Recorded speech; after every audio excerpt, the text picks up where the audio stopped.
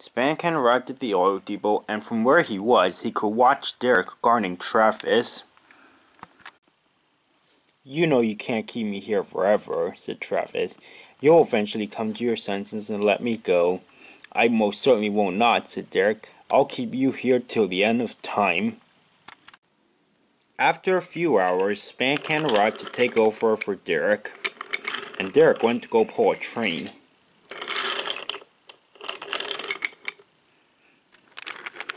Derek collected his coach at the airport and set off up a hill.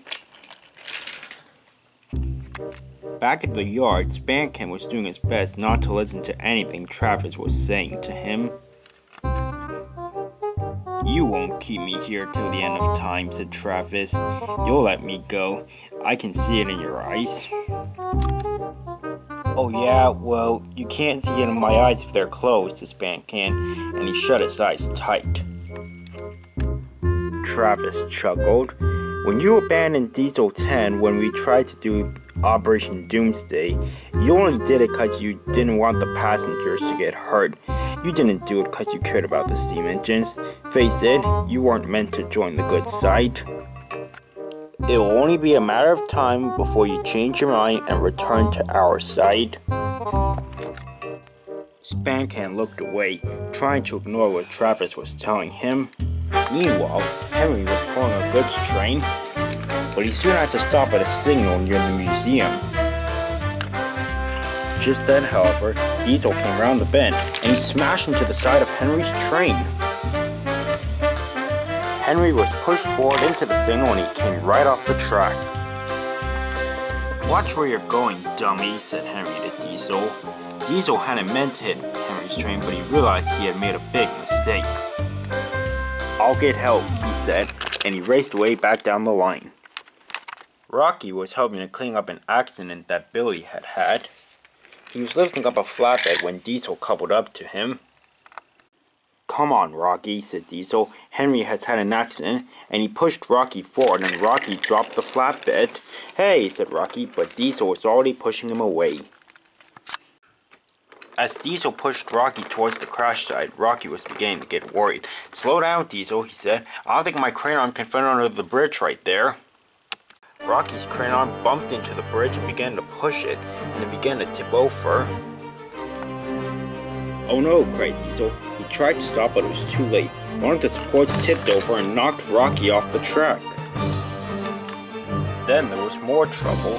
Derek was coming across the bridge with his coach, and his teething troubles kicked in, and he stopped right on the area where there was no supports.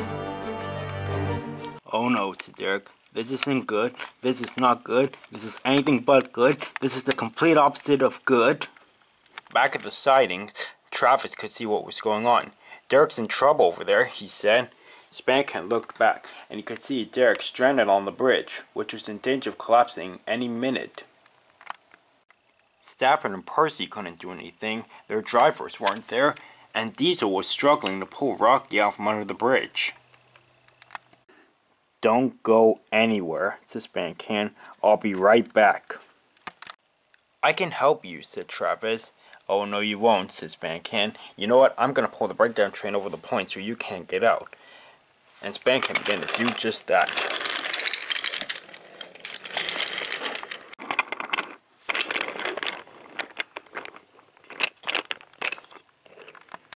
"There," said Spamcan. "That'll keep you in that siding." "You're not going to try to rescue Derek on that bridge, are you?" said Travis. Yeah," said Spamcan.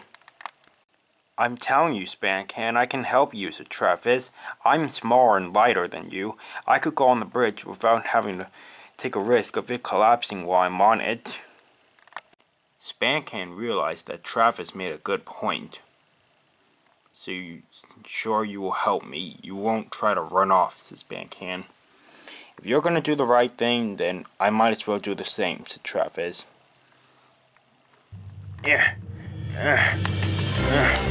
"Hang on, Diesel," said Spamcan. "Spamcan?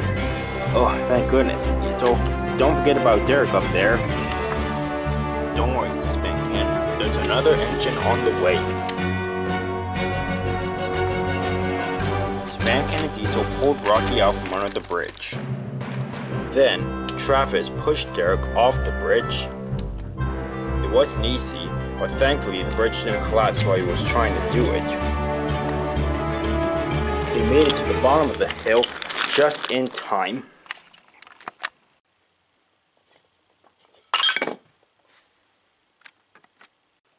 "Don't worry, Derek, you're safe," said Travis. But then there was more trouble.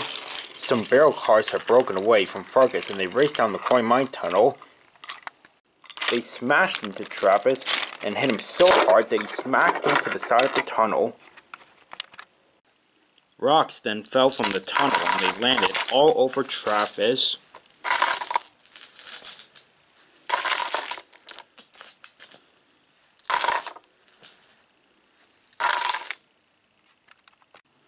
Travis, are you alright?" cried Derek. But there was no reply. Harvey and Ryan soon arrived and began to clean up the mess. After the mess was cleaned up, Sir Topham Hatt called some of his engines to Nafford.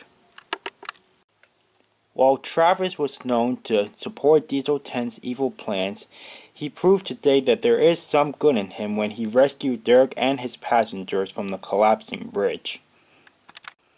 I don't know what made him decide he wanted to save Derek. For 1 second he's trying to convince Spamcan to let him go. The next he's like, "Hey, I want to help you save Derek." But never mind that. I'm sorry to say, well, maybe not sorry to say, that he did not survive that rock slide. But at least now, Diesel 10 will be one diesel short in case he tries to do something bad again to the railway. Soon all the engines left, except for Spamcan and Derek. "Sir," says Spamcan, "were you able to cancel those arrangements of the Flying Scotsman being scrapped?" "Yes," says the Topham Hatt.